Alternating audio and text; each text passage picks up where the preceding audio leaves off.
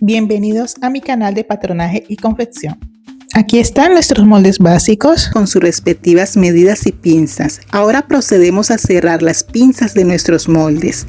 En el molde básico posterior cerramos la pinza horizontal en la línea de cintura, que es para evitar las bolsas que se forman en la parte baja de la espalda. En el molde básico delantero cerramos la pinza de la sisa, la rediseñamos y cortamos el excedente.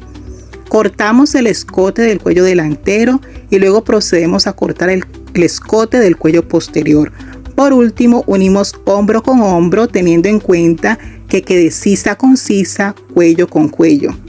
Marcamos 2 centímetros desde el hombro hacia el molde delantero. Trazamos y luego cortamos. Esto es para que la blusa no se nos vaya hacia adelante. Así queda nuestro molde, listos para cortar en tela. Si te gustó el video, te invito a que me sigas para más contenido.